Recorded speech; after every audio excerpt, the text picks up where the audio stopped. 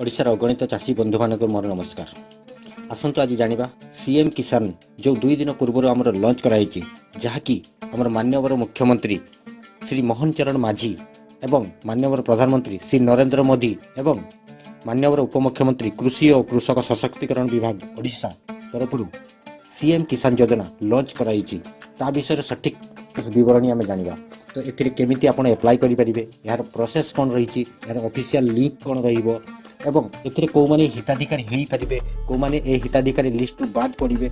आसंतु आमे तार सठिक विवरणी ए जानिबा। एई भलिया इन्फॉर्मेशन वीडियो जानिबा पई आपण हम चैनल को सब्सक्राइब करि नियंतु एवं जो माने एई इन्फॉर्मेशन जानि पगनांती आपण तांको सहित मध्य हम वीडियो को शेयर करी तांको मध्य या विषय अवगत कराई परिबे। এই सीएम किसान योजना माध्यम क्षुद्र एवं नाममात्र चाषी निमंते प्रत्येक फसल ऋतु 2000 टंका हिसाब से वार्षिक 4000 टंकार आर्थिक सहायता जगाइबार स्तर रही। तत्सहित सीएम किसान योजना भूमिहीन कृषि परिवार को 12500 टंकार सहायता राशि जगाई दिया व्यवस्था रही है, जो कि भूमिहीन चाषी माने निज परिवार जीवन जीविका सहायता निमंते जमिति कि छोट छेड़ी चाष यूनिट, मत्स्य चाष, महू चाष, टसर चाष, अंडा दिया कुकुड़ा चाष, बतक चाष, छतु चाष एवं गोपालन करें।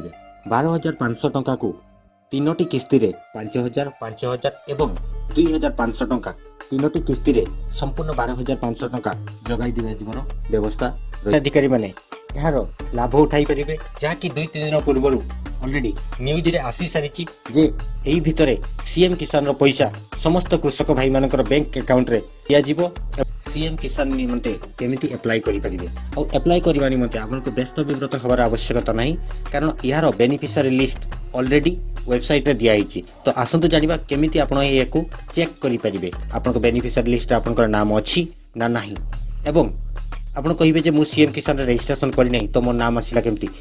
यहा आपणकर जो पीएम किसान योजना थिला, पीएम किसान योजना जो माने हिताधिकारी थिले सेमानकर नाम ऑटोमेटिकली सीएम किसान लिस्ट रे आसी जाई अछि एवं केवल तार स्थिति जांच करी आपण निजर केवाईसी भरि देले ही यह कंप्लीट हेई परिबो। आ एहा पई आपनको कोनोसी जगह जीवा पई भी दरकार पड़िबो नै जदि आपणकर आधार कार्ड मोबाइल नंबर लिंक अछि।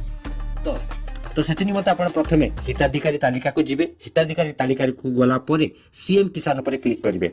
क्लिक कर सारा पर आपण निज निजर डिस्ट्रिक्ट जमती कि मु चूज कर नउची, मो डिस्ट्रिक्ट होची मयूरभंज,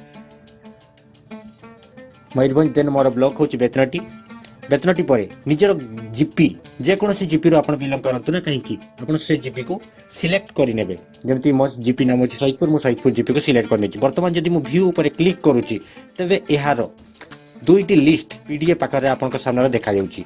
जमती कि यहाँ पर fast SMF means small and marginal farmer जो माने छोट क्षुद्र चाषी अच्छे से माने ए लिस्ट को डाउनलोड कर देखि परिबे जे तांकर हिताधिकारी लिस्ट रे नाम अछि कि नहीं।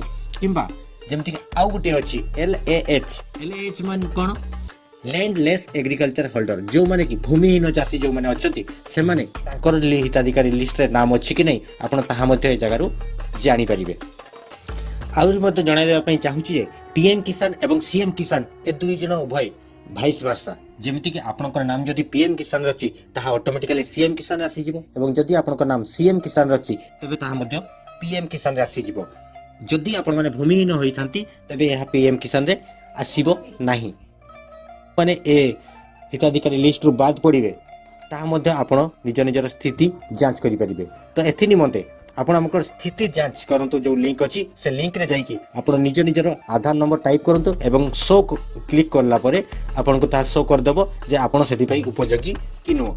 लिस्ट रे नाम नाही तथापि मध्ये आपण को व्यस्त होबार किछि नाही, कारण सेति चाषी पंजीकरण जो टैब अछि सेति आपण क्लिक करी मध्ये आपणकर रजिस्ट्रेशन निजर करि परिबे।